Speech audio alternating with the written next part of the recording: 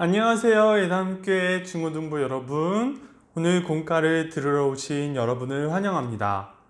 여러분, 오늘은 사사 입다에 관한 공과를 진행하도록 하겠습니다. 그리고 원래 공과였던 삼손에 대한 이야기는 다음 주부터 진행하도록 할게요. 여러분, 오늘 입다에 관해서 공과를 하면서 입다의 생애 동안 있었던 4가지 사건들을 통해서 입다의 이야기들을 보도록 하겠습니다. 이 4가지 사건이 어떤 사건들이었는지 적어서 전도사님에게 보내주시면 되겠습니다. 여러분, 입다가 등장하기 이전의 배경에 대해서 먼저 알아보도록 하겠습니다. 아비멜렉이 죽은 후에 이제 2 사람의 사사가 등장하여서 이스라엘의 사사가 되었습니다. 그래서 이스라엘을 잘 다스렸는데, 그런데 이 2 사사가 죽고 난 후에 이스라엘 백성들이 또다시 우상들을 숭배하기 시작해요. 바알과 아스타롯, 그 지역의 모든 우상들을 숭배하기 시작했습니다. 그래서 하나님께서는 노하셔서 주변에 암몬 민족을 강하게 하셔서 이스라엘 백성들을 괴롭게 하셨습니다. 그러자 이스라엘 백성들은 회개하였고 하나님께 구원해 달라고 이제 요청을 하게 되었습니다. 그래서 하나님께서 이러한 상황 속에서 이제 세우신 사사가 바로 입다인 것입니다. 이제 본격적으로 입다에 관한 이야기를 해볼 건데요. 첫 번째 입다에 관한 이야기는 입다의 출생입니다. 사사기 11장 1절에서 2절을 읽어보도록 할게요. 길르앗 사람 입다는 큰 용사였으니 기생이 길르앗에게서 낳은 아들이었고 길르앗의 아내도 그의 아들들을 낳았더라. 그 아내의 아들들이 자라매 입다를 쫓아내며 그에게 이르되 너는 다른 여인의 자식이니 우리 아버지의 집에서 기업을 얻지 못하리라 한지라. 여러분, 입다는 지금 이제 지도상에서 보이는 이제 길르앗 땅에서 태어났어요. 암몬 바로 왼쪽에 있는 지역이지요. 이 입다는 이제 이곳에서 태어났는데, 이 사람을 소개할 때 첫 마디가 큰 용사라고 나와 있습니다. 이 말을 통해서 이 입다라는 사람이 고대 당시에 이제 고대 시대에 용맹했던 전사였다는 것을 알 수 있죠. 그러나 입다에 관한 소개글이 그 다음에도 나와 있습니다. 기생이 길르앗에게서 낳은 아들이었다. 즉 입다는 정실 부인의 아들이 아니었다는 것이지요. 이로 인해서 정실 부인의 아들들에게 추방을 당하게 되었습니다. 같은 집안의 사람으로 인정하지 않겠다는 뜻이었지요. 지금 그림에 보이는 것처럼 이제 다른 곳으로 쫓겨나는 입다의 모습을 볼 수 있습니다. 이렇게 쫓겨난 후에 입다는 다른 지방에 가서 살게 되었습니다. 그 다음에 2번째 이야기는 입다가 자신이 쫓겨난 길르앗 지역의 우두머리가 되어서 전쟁을 지휘하게 된 것입니다. 사사기 11장 5절에서 8절을 읽어보도록 할게요.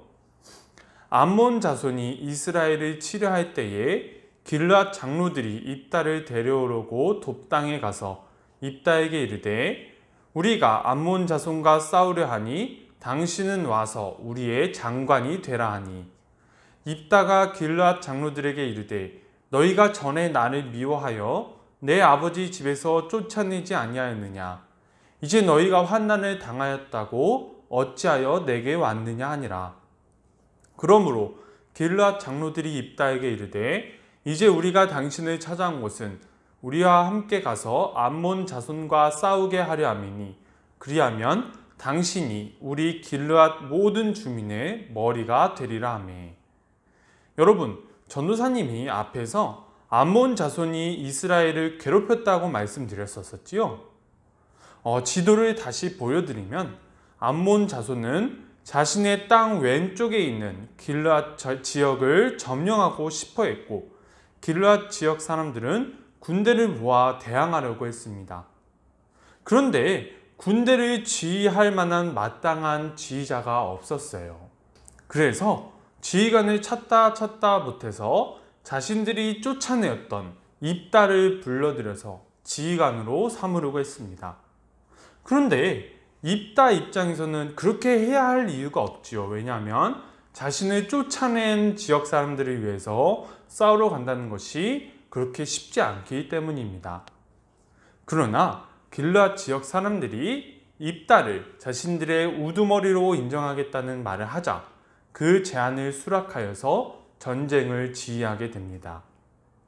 그 다음에 세 번째는 입다와 암몬 자손과의 전쟁에 관한 이야기입니다. 사사기 12장 29절 그리고 32절부터 33절을 읽어볼게요.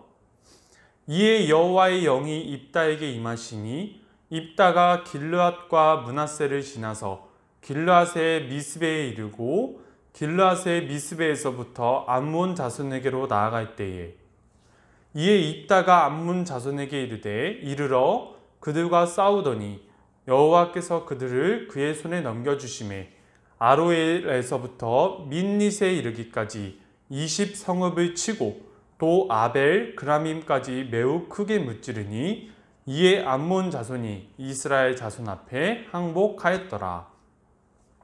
여러분 지금 사진상으로 이제 전쟁을 하는 모습이 보일 건데요. 입다는 암몬 자손과의 전쟁에 나서게 되었고요. 하나님께서는 이스라엘 백성들을 불쌍히 여기셔서 입다와 함께 해주셨고 암몬 자손을 입다의 손에 넘겨주셔서 전쟁에서 승리하게 해주셨습니다. 그 다음에 네 번째 사건은 입다의 외동딸에 관한 이야기입니다. 사사기 11장 30절에서 31절 그리고 34절의 말씀을 읽어드릴게요. 그가 여호와께 서원하여 이르되 주께서 과연 암몬 자손을 내 손에 넘겨주시면 내가 암몬 자손에게서 평안히 돌아올 때에 누구든지 내 집 문에서 나와서 나를 영접하는 그는 여호와께 돌릴 것이니 내가 그를 번제물로 드리겠나이다 하니라.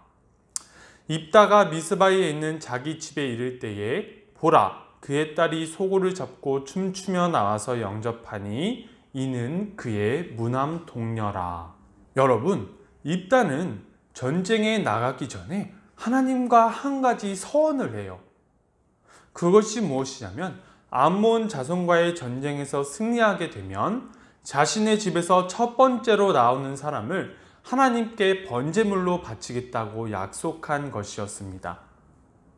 그리고 전쟁에서 승리한 후에 이제 자신의 집으로 돌아왔을 때 자신을 가장 먼저 이제 승리를 축하하면서 맞으러 나온 사람은 입다의 무남 동녀, 외동딸이었습니다.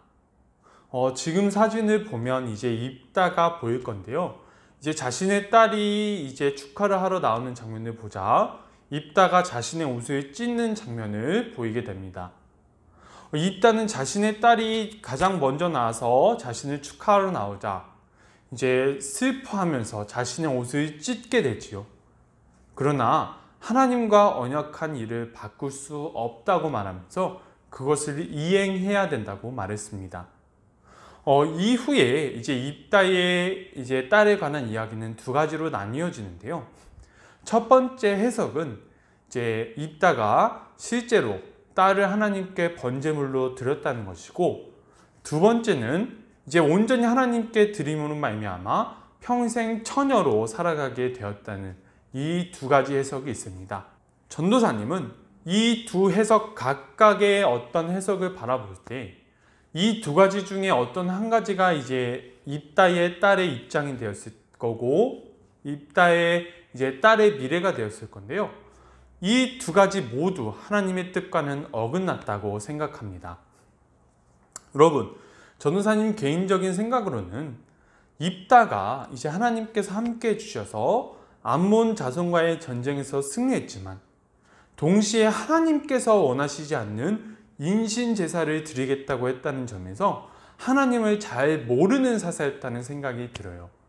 하나님께서 이방 민족의 신을 믿지 말라고 하신 이유 중에 하나가 바로 인신 제사를 드리지 말라는 것이었는데, 오늘 입다는 이제 사사로서 하나님의 마음을 잘 알아야 되는데 오히려 하나님의 마음에 들지 않는 인신 제사를 하나님께 언약을 드렸던 것이지요. 그러나 이러한 잘못된 언약에도 불구하고 하나님께서는 이스라엘을 불쌍히 여기셔서 입다로 하여금 승리를 거두게 하셨습니다. 여러분, 여기까지가 이제 입다 사건에 관한 내용이고요. 우리는 입다처럼 하나님의 일을 하면서도 하나님의 뜻을 잘 모르고 잘못된 행동을 하지 않기를 간절히 소망합니다. 여러분, 이제 4가지 사건, 입다의 4가지 사건을 적어서 전도사님에게 보내주시면 감사하겠습니다. 여러분, 공과 들여주셔서 감사하고요. 다음 주에 만나요.